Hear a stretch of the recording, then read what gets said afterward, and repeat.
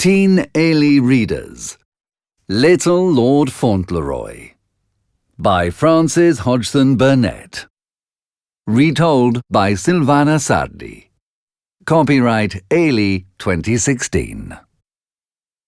Chapter 1. A Surprise from England. Cedric arrived home after staying a month with some family friends. The house was very quiet. He entered the room and saw his mother in her chair near the window. Her face was white, and she was very thin. She was wearing a long black dress. The little boy ran to her and said, "Dearest," his father always called her that, "is my papa better?" "Oh, my sweet little boy. Yes, your papa is well, where he is. But now we only have each other." She pulled the little boy into her arms and cried and cried. Even if Cedric was only little, he understood his papa was dead. His big, young, good-looking English papa with his bright blue eyes. He kissed his mama again and again and decided not to speak about his father anymore, because he didn't want her to cry. Cedric and his mama didn't have any other family in New York. They lived in a cheap little house in a quiet street. His mama, Mrs. Errol, had no family, and she never spoke about his papa's family in England. Cedric knew only that his papa's father was a very rich man in England who lived in a very big house. Everybody in the area loved Cedric, because he was such a happy, kind little boy, and so beautiful, with his big brown eyes and soft blonde curly hair. Even if he was very young, he knew his mama was sad. Every day he brought her his toys, climbed up, kissed her, and put his little curly head on her neck. He wasn't old enough to know of anything else to do, so he did what he could, and his little kind ways soon helped his mama to smile again. As he grew older, they walked, talked, and played together, and Cedric was so much fun that his mama didn't need any other friends. Cedric was clever too, and learned to read quickly. He spent his evenings talking to his mama about everything he saw, read, and did. Cedric's best friend was Mr. Hobbs. Every day he talked to Mr. Hobbs in his store for hours. They talked about everything. For example, the 4th of July. Mr. Hobbs didn't like the British and got very excited when he spoke about how the Americans won against them and became free. They also spoke about England and the Queen. And Mr. Hobbs said some very bad things about the nobility, above all, earls. One day, Cedric was talking to Mr. Hobbs in his store when Cedric's cook, Mary, came for him. "Come home, Cedric," she said. "Your mama wants you." Cedric could see that Mary's face was red. "What's the matter, Mary?" he said.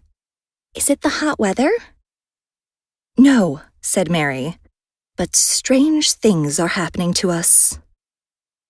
Cedric didn't understand, but quickly went home with Mary. When they got home, his mama was talking to somebody in their living room. After changing into his best clothes, Cedric went to his mama. A tall, thin old man was sitting in an armchair in the living room. Cedric's mama was standing near the man. Her face was very white.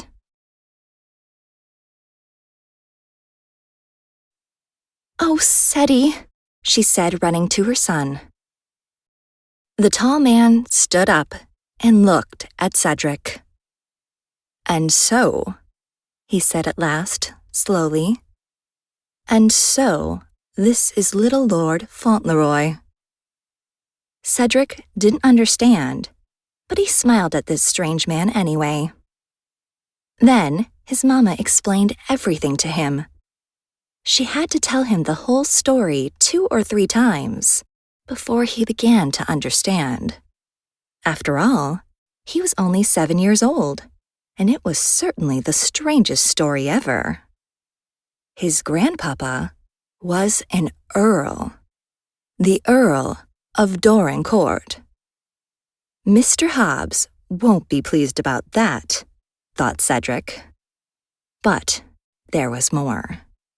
Once, Cedric's papa had 2 brothers, but they were both dead now, like his own poor papa. Cedric began to feel really sorry for his English grandpapa, even if he was an earl. Then the biggest surprise came. "There's only you now, Ceddy, in your grandpapa's family," said his mama. "And when he dies, you'll become Earl. For now, you'll be Lord Fauntleroy." "Oh, dearest," he said, "I really don't want to be an Earl. None of the other boys are Earls." "I'm afraid you'll have to be an Earl," said his mama. "Your grandpapa has sent this kind man, Mr. Havisham, to take us to England. You'll grow up in the beautiful house where your papa once lived. I know he always wanted you to do that. When you're a man, you'll understand better." "I'll be very sorry to leave Mr. Hobbs and all my other friends," said the little boy. "I'm afraid they'll miss me, and I'll miss them all." Mrs. Errol pulled her little son into her arms and kissed his soft, curly head. She didn't tell him that his grandpapa only wanted Cedric in his castle, and that she was going to live in another house near them. His grandpapa didn't like her, or anything American. Mr. Havisham was the Earl of Dorincourt's lawyer. He came to see Cedric again the next day. "You'll be a very rich man one day, Cedric, with castles and parks," said Mr. Havisham. But Cedric was worried about his friend Mr. Hobbs, and he went to his store to tell him everything. Mr. Hobbs couldn't believe his ears. "Don't worry, Mr. Hobbs. If I have to be an earl, I can try to be a good one," said Cedric. "But I'll miss you very much." "Me too," said Mr. Hobbs. He couldn't say anything else. He felt he was going to cry, and he never cried. Mr. Havisham came to visit Cedric and Mrs. Errol many times. He liked the little boy, and knew that he wasn't happy about leaving his home in New York. One morning while they were talking, Cedric told him about a poor family with problems. "You see," said Cedric, "there's Mary's sister, Bridget. Her husband is ill and they have 12 children." "Well, you can give them some money if you want," said Mr. Havisham. "Here's $25. "Can I really give Bridget all this money, Mama?" "Of course, Ceddy, it's your money now." "Oh, Mama, maybe it won't be so bad to be an earl after all," said Cedric as he ran to look for Bridget.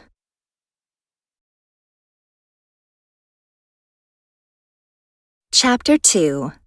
Time to Say Goodbye. During the week before leaving for England, Cedric had a lot of fun helping his friends. Every day, Mr. Havisham came to visit. He was quite surprised that this little boy didn't actually want anything for himself, and he liked Cedric more and more each day for his kind ways.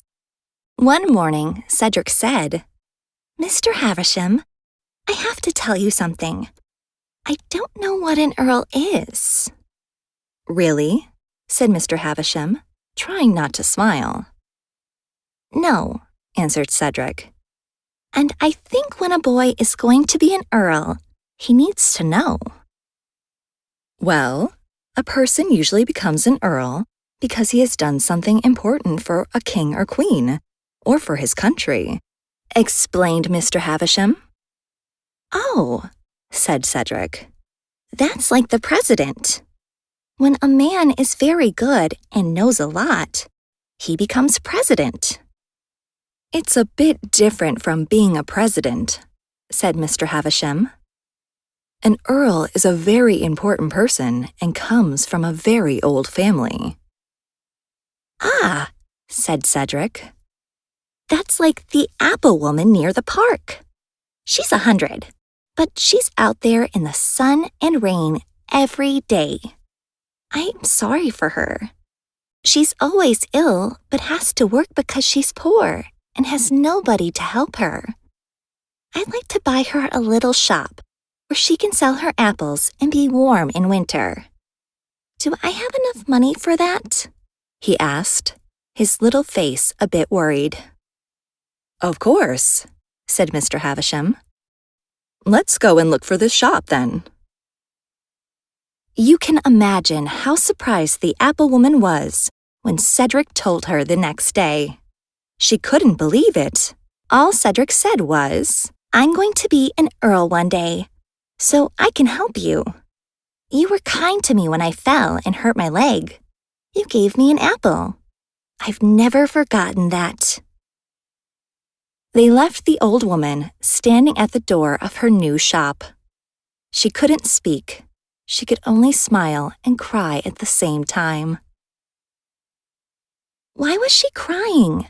asked Cedric. "She was happy," said Mr. Havisham. "I'm happy too," said Cedric.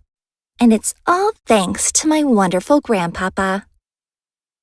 Mr. Havisham thought about the angry old man in England with no friends, then tried to forget him quickly.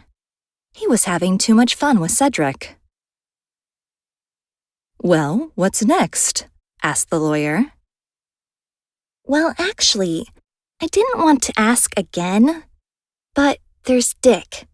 He's a bootblack. He stands at the corner of a street downtown. I've known him for years. Once, when I was very little, I was out walking with Dearest. I was playing with a ball when it went into the middle of the road. Dick caught it for me before a horse stood on it. At the moment, his business isn't going well." "So, what would you like to do for him?" asked the lawyer, smiling. "Well," said Cedric, "I'd like to send Jake away." "And who's Jake?" Mr. Havisham asked.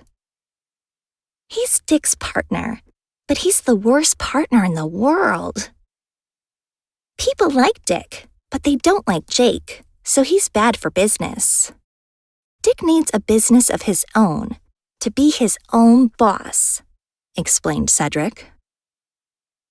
"Well, I'm sure we can do that," said Mr. Havisham, taking the little boy's hand. Next stop, Dick the bootblack. Dick was as surprised as the apple woman when Ceddie told him that now he was a lord, so he had enough money to give Dick a business of his own. At first he didn't believe his little friend. "Lord who?" Dick asked. "I know," said Ceddie. "Everybody thinks it isn't true at first. The man who is the earl now, he's my grandpapa, and he's very kind. He sent me a lot of money with Mr. Havisham, and I've brought some to you so you can send Jake away." So, with the money, Dick sent Jake away and started his own business with new clothes and brushes. "Well, goodbye," said Cedric. "I hope business will be good. I'm sorry I'm going away, but perhaps I'll come back again when I'm an earl. And please write to me. Here's where you must send your letter." He gave Dick a piece of paper. "And my name isn't Cedric Errol anymore. It's Lord Fauntleroy. And goodbye, Dick." Dick could see that Cedric was upset. He was upset too at the thought of losing his little friend.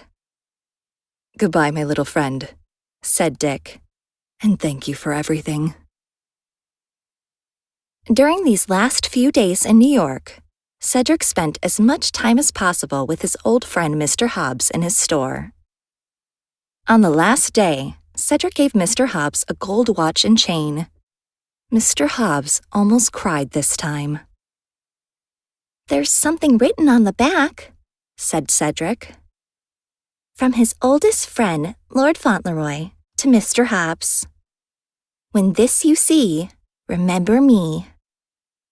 Please don't forget me, Mr. Hobbs." "I'll never forget you, Cedric," said Mr. Hobbs. "And don't forget me when you're with the British nobility." "I won't. I've spent my happiest hours with you," said Cedric. "I hope you'll come to see me sometime. Perhaps my grandpapa will invite you. I know he's an earl, but will you come if he asks you?" "Of course I will," said Mr. Hobbs. At last everything was ready, and the ship was waiting to leave for England. Cedric stood with his mamma in their little house and looked around. He felt sad. "I liked this little house, dearest. Did you too?" asked Cedric. Yes, answered his mamma. "Yes, Ceddy, and we'll always love and remember it." She took the little boy's hand, and together they walked out the door. When they arrived at the ship, Ceddy began to feel excited again. It was so big. The biggest ship ever. They got on the ship, and Ceddy stood looking at the crowd below them, there to say goodbye to their friends. Then he saw Dick. The bootleg came on the ship and gave Cedric a red handkerchief. "This is for you, for the voyage," said Dick. "Thank you. Goodbye, Dick," said Cedric. During the voyage, Mrs. Errol told Cedric that they weren't going to live together. "But, dearest, we've always been together," said Cedric. "Don't worry. My house isn't far from the castle, Ceddy," she said. "You can come and see me every day, and we'll be so happy together. It's a beautiful place. You'll love it like your papa did." Later, Mrs. Errol spoke to Mr. Havisham. "Don't tell Cedric that his grandfather doesn't like me. I'm sure Cedric will learn to love him better if he doesn't know that the Earl hates me." "Yes, I agree with you, Mrs. Errol," said the lawyer. 12 days later, Cedric, his mother, and Mr. Havisham arrived at the gates of Dorincourt Castle. Mary was already waiting at the house where Mrs. Errol was going to stay. It was in the grounds of the castle and was very pretty. That night, Cedric stayed with his mamma, the first night of his new life in England as Lord Fauntleroy.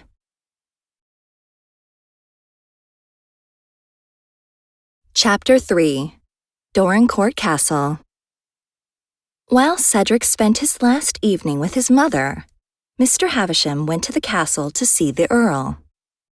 "Well, Havisham, what kind of boy is he?" asked the Earl. "I think he's a fine boy," answered the lawyer. "But you'll find him different from most English children." "Yes, probably his American mother hasn't taught him how to be polite," said the Earl. It was clear that he hated Mrs. Errol. "How many bad things has she told the boy about me?" asked the Earl, now very angry. "Actually, she said nothing because she wants the boy to love you," said Mr. Havisham. "He thinks you're the kindest grandfather in the world, so please, don't speak badly to him about his mother." "My good man, the boy is only 7 years old," shouted the Earl. "Yes, but he spent those 7 years at his mother's side, and she has all his love."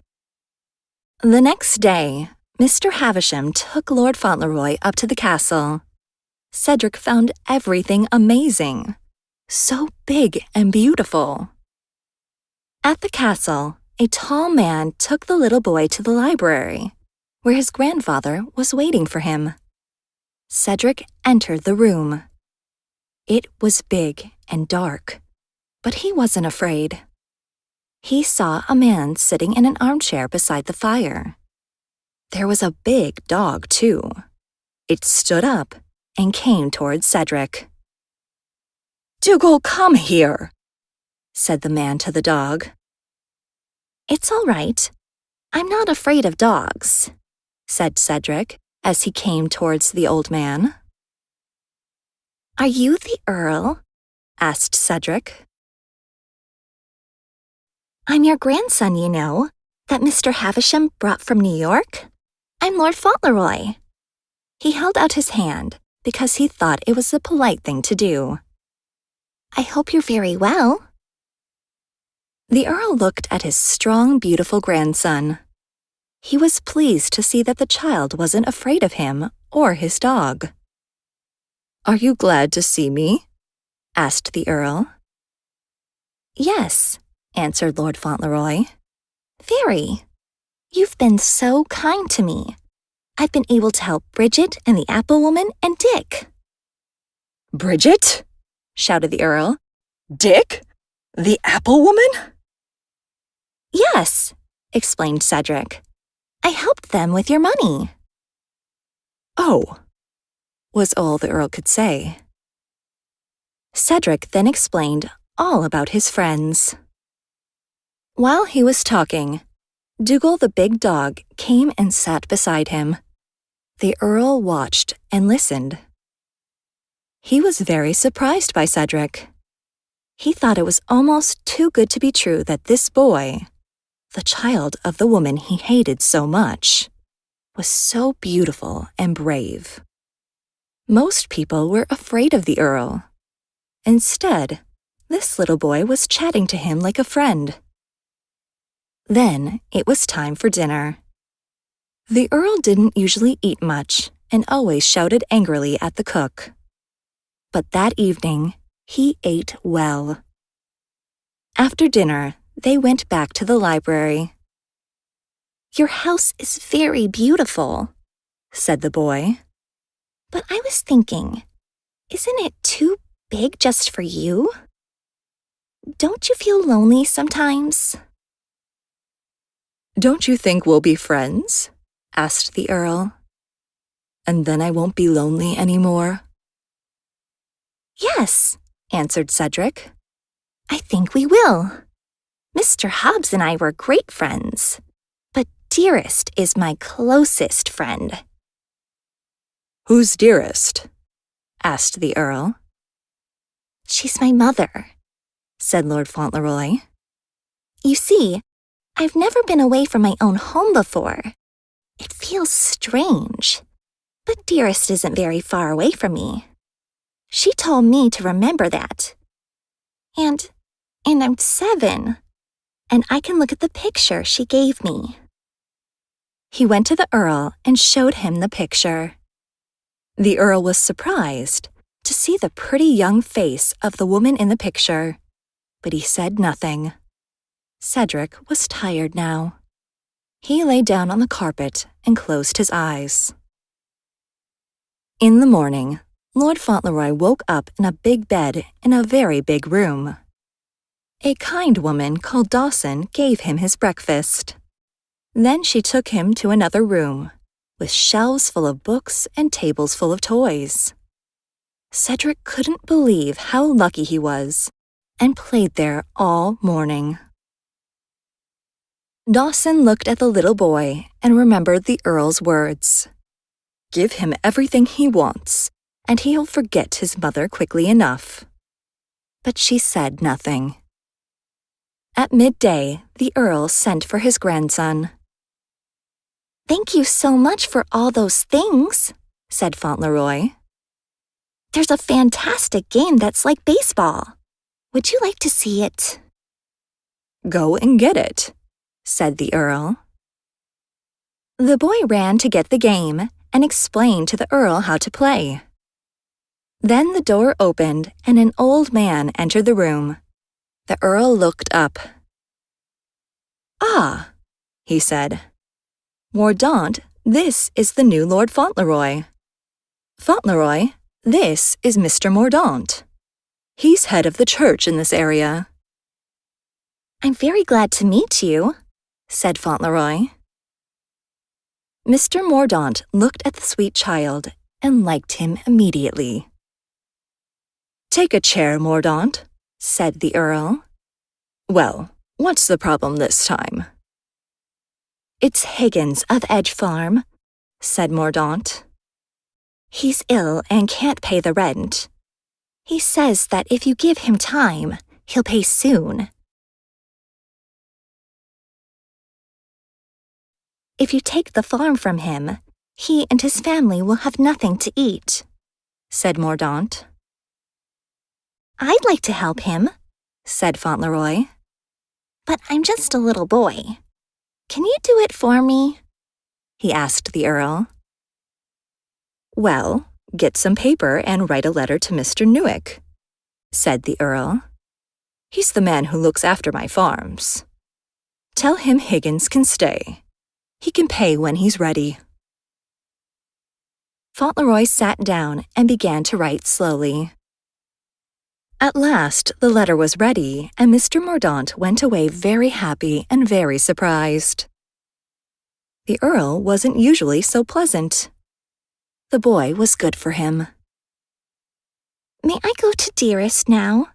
Asked Fauntleroy. Don't you want to see your pony first? Asked the Earl. A pony? Shouted the excited boy. Yes, and it's yours, said the Earl. I want to see it, said Fauntleroy. But I'm afraid there isn't time. Must you go and see your mother now? Yes, because she's waiting for me, said the boy. And I want to tell her how kind you are. So the Earl called for the carriage to take them to Mrs. Errol. On the way, Fauntleroy said, I think you must be the best person in the world. You're always doing good, thinking about other people. Dearest says that's the best way to be. The Earl didn't know what to say. People usually hated him because he thought only about himself. At last, the carriage arrived, and Fauntleroy got out quickly. The Earl stayed where he was. I'm not coming, he said. Not to see Dearest? Asked the boy. Dearest won't mind, said the Earl. Tell her that not even a new pony could keep you away. He closed the carriage door and watched as Fauntleroy ran to the house as his mother opened the door. The little boy jumped into his mother's arms and covered her face with kisses. Chapter 4. Country Life. On the following Sunday morning, Mr. Mordaunt was surprised to see his church full of people. Of course, everybody was there to see little Lord Fauntleroy. Mrs. Errol was there too. Then the carriage from the castle arrived. Everybody watched as the little boy helped his grandfather to get out of the carriage. Look, said Fauntleroy to his grandfather. The people are glad to see you, and they all know you. Take off your hat, Fauntleroy, said the Earl. They're here for you. Then they went into the church and sat down at the front. Cedric looked across and saw his mother sitting on the other side. He was glad to see her. His mother watched him and thought, Oh, Ceddie, be good and brave, kind and true always, and then you'll never hurt anybody, and you'll help many, and the big world will be a little better because my child was born. When the Earl came out of the church with his grandson, a man with his hat in his hand was waiting for them. Well, Higgins, said the Earl. Oh, shouted Fauntleroy. Is it Mr. Higgins? Yes, said the man. I just wanted to say thank you, Lord Fauntleroy.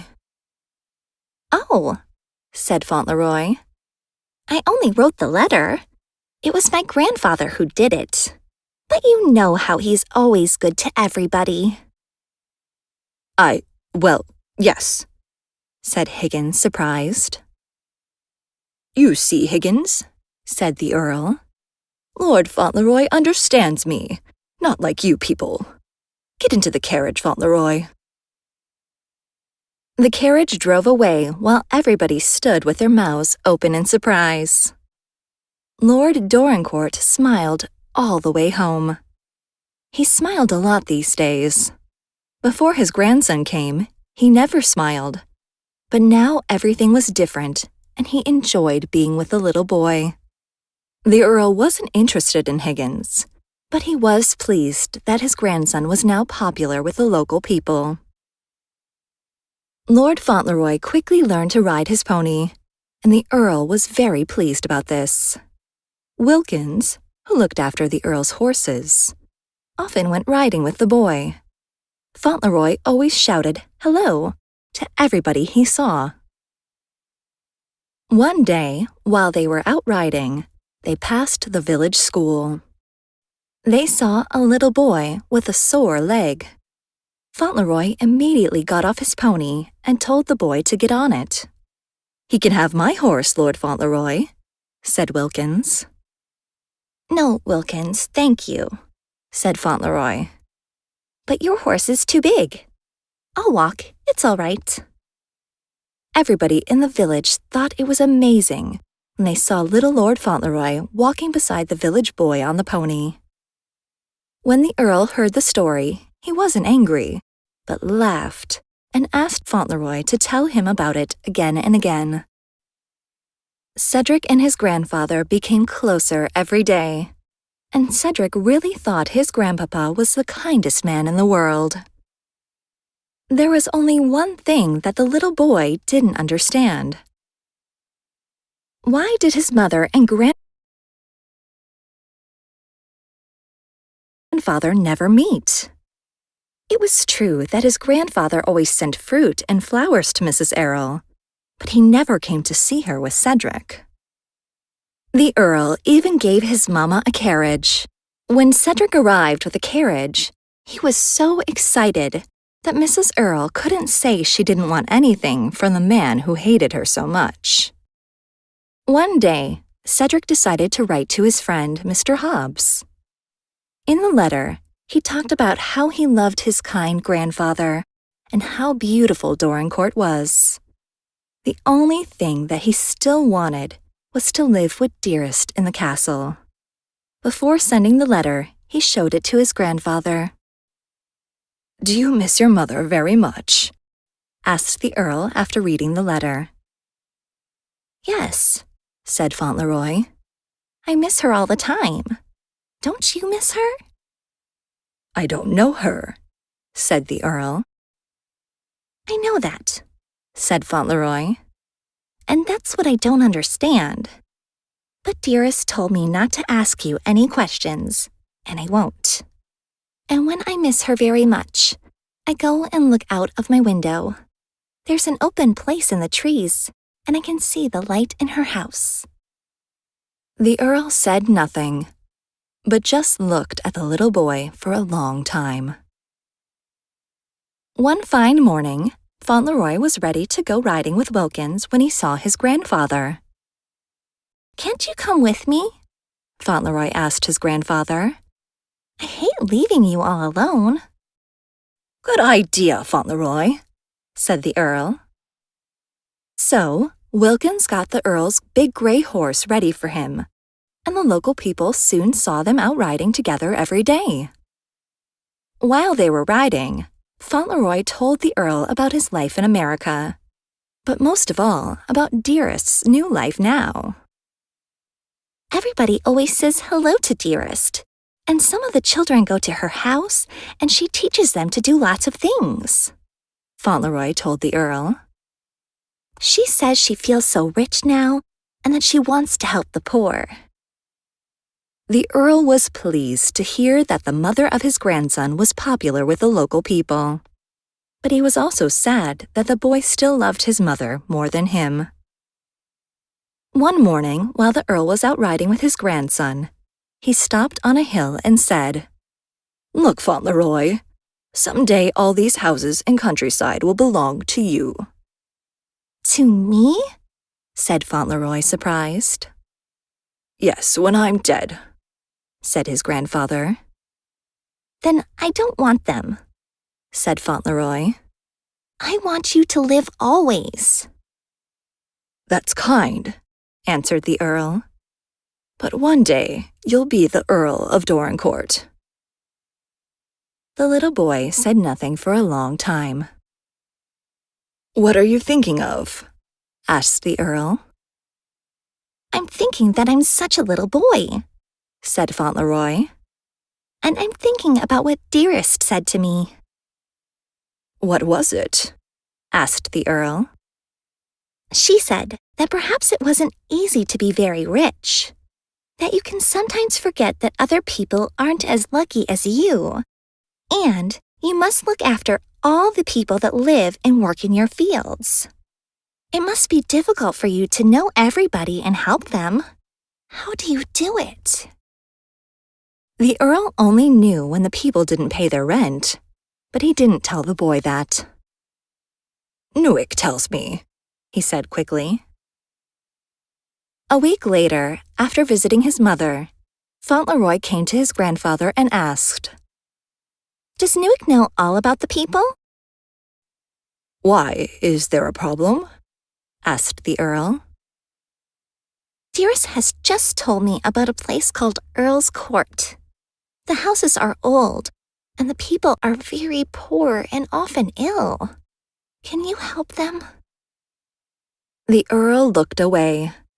He already knew about the problem, but he didn't want the boy to know that. So he said, What?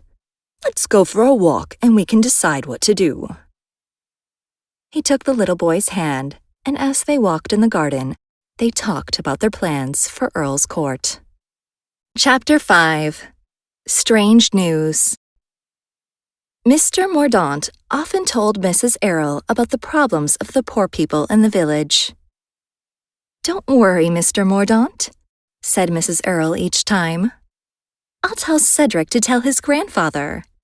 The Earl won't listen to us, but he can't say no to his grandson." And she was right. Soon, things began to change. Workmen arrived in Earl's Court and built new houses. Everybody in the village knew that it was all thanks to little Lord Fauntleroy, and they loved him for that. Cedric had no idea how much the people talked about him and his kind ways.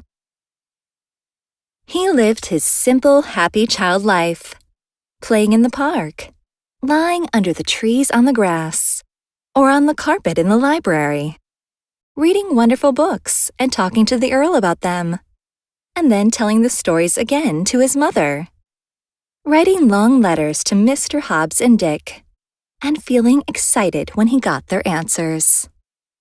When he rode through the market town, people took off their hats and smiled at him, but he thought it was because the Earl was with him.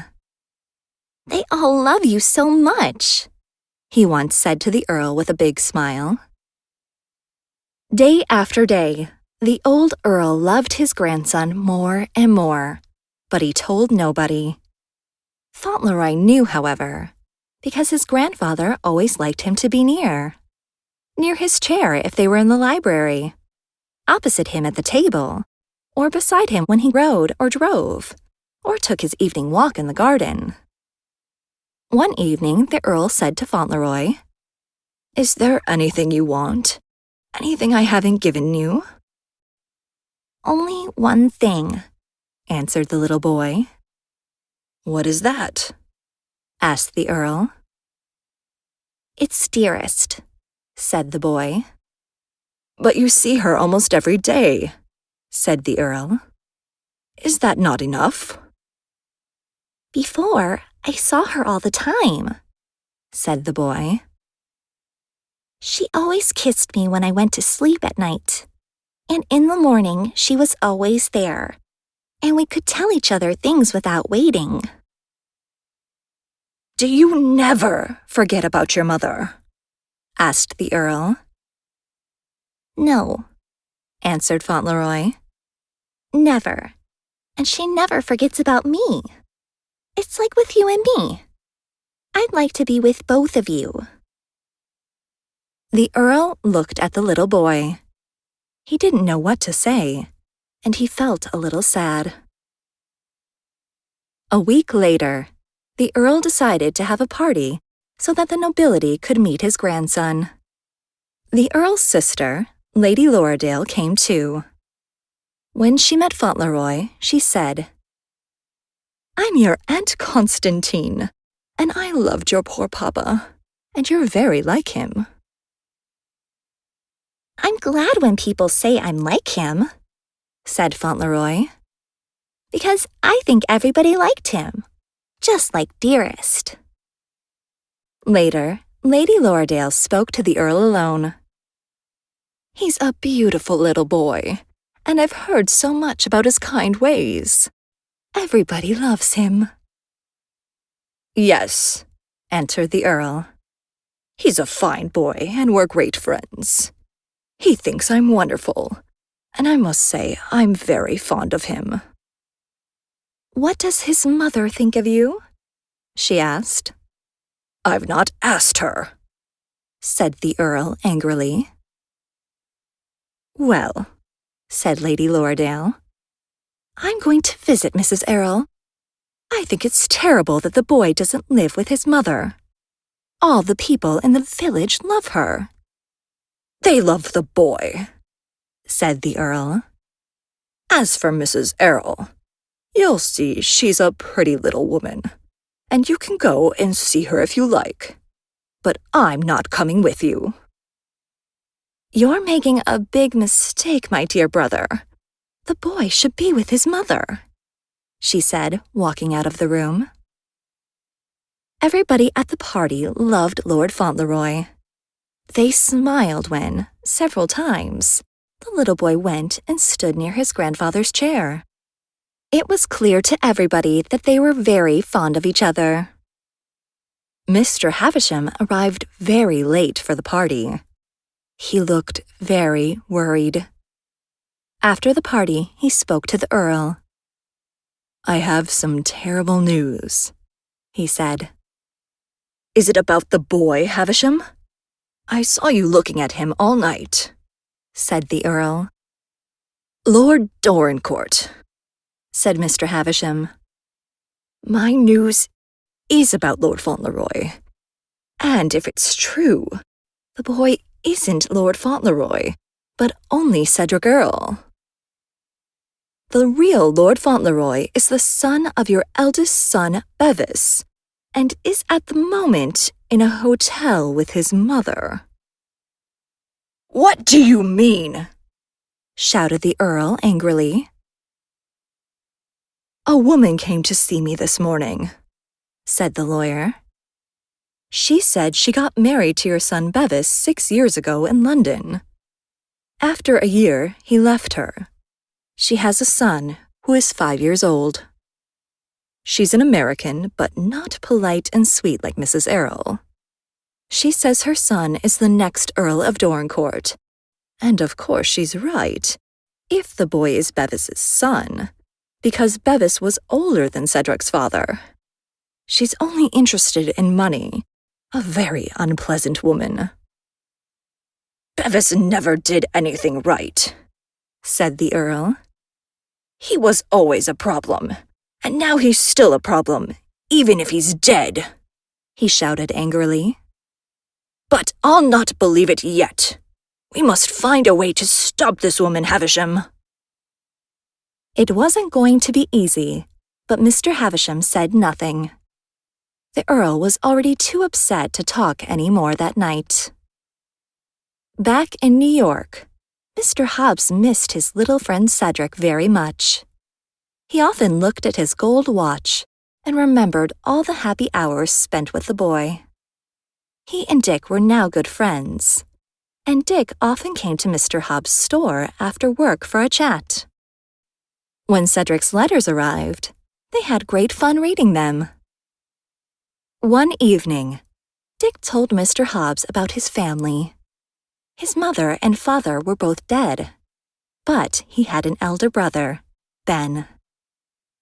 "Ben looked after me when I was young," said Dick. He got a good job in a store. Then he got married. His wife was very beautiful, with big dark eyes and long black hair. But she was mad. She was always angry and threw things at Ben. They had a child. One day, she threw a plate at the baby, and you can still see to this day where it hit him on the nose. Then one day, Ben came home and she was gone with the baby.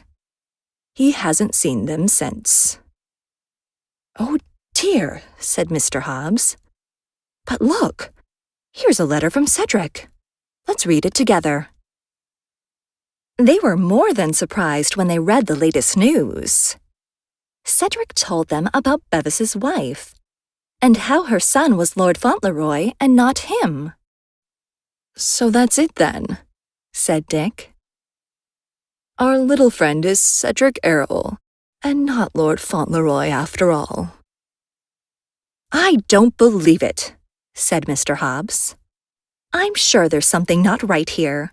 It's all very strange. Cedric needs our help, Dick."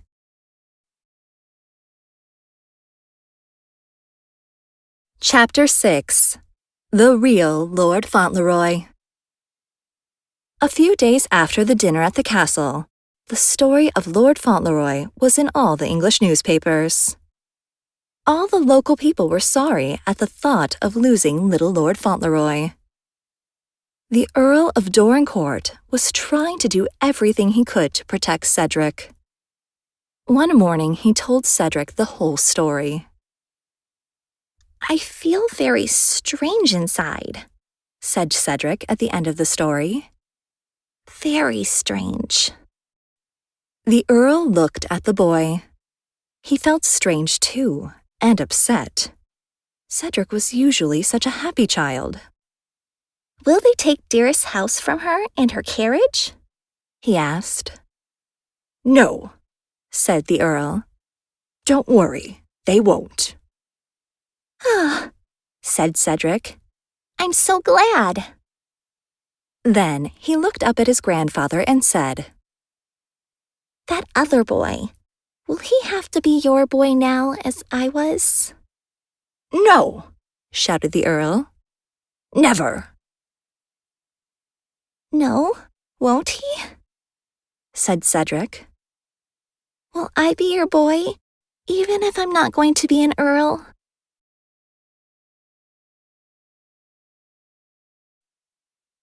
"My boy," said the Earl. Yes, yes, you'll always be my boy. Sometimes I feel as if you're the only boy I've ever had."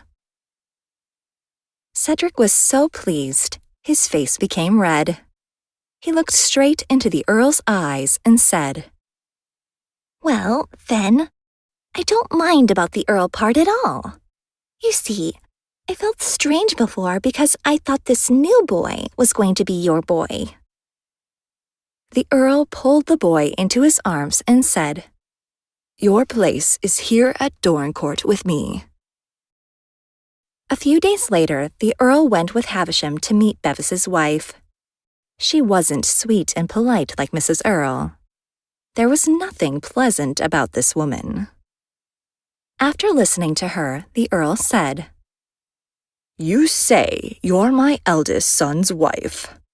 If that is true, and I repeat, if it's true, then your boy is Lord Fauntleroy, and I'll give you all the money you need.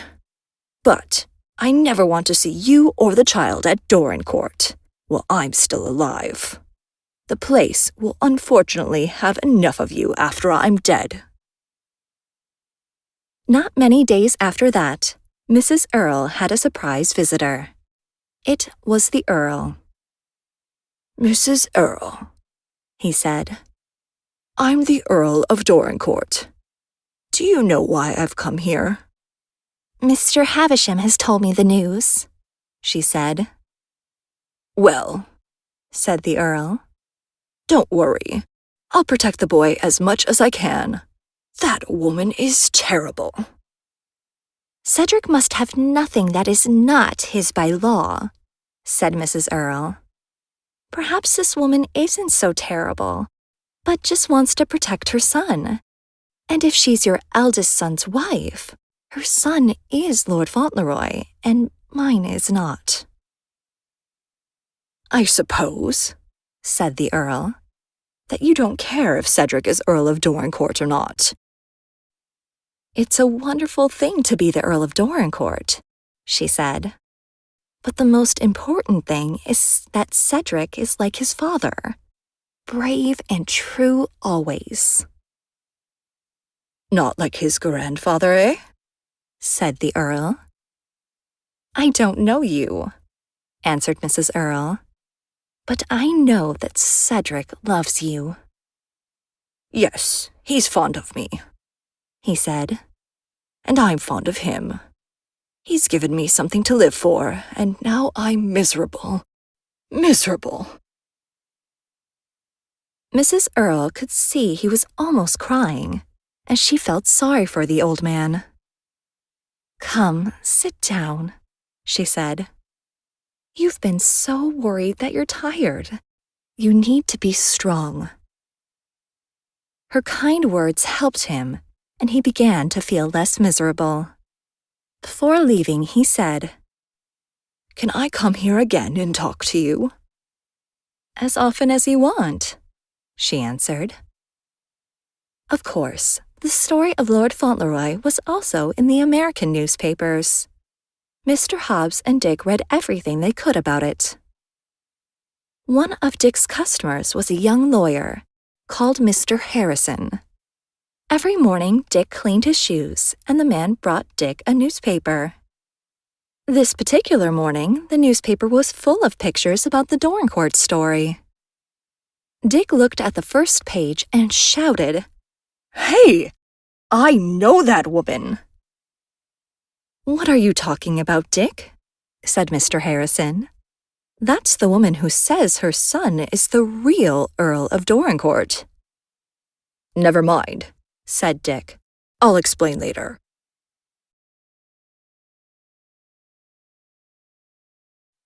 He ran quickly to Mr. Hobbs with the newspaper.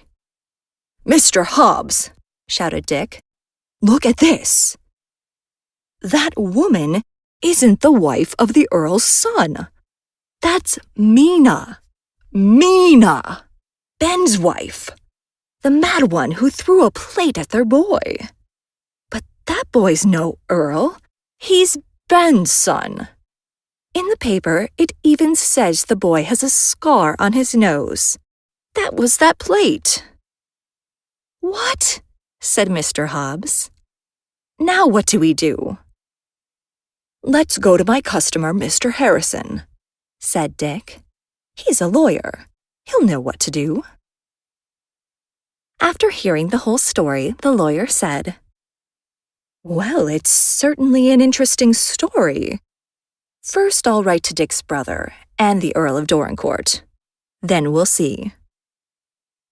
The letters arrived quickly. Mr. Havisham and the Earl made a plan.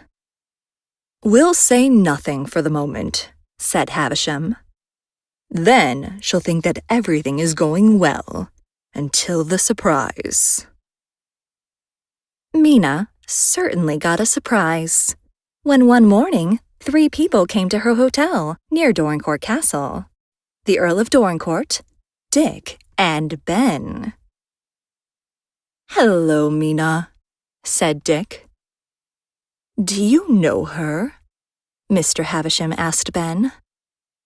"Yes, unfortunately," said Ben. "But I never want to see her again. All I want is my son." That same night, the woman left for London, and nobody ever saw her again. And Ben and his son were together again at last. The Earl went immediately to Mrs. Errol and Cedric to tell them the good news. "Fauntleroy," said the Earl, "ask your mother to come and stay with us at the castle." "To live with us?" shouted the happy little boy as he ran into his mamma's arms. "Are you quite sure?" asked Mrs. Errol. "Quite sure," said the Earl. We've always wanted you, but I've only just understood it now." The Earl organized a big party for Lord Fauntleroy's 8th birthday. All the local people were there, and even Dick and Mr. Hobbs.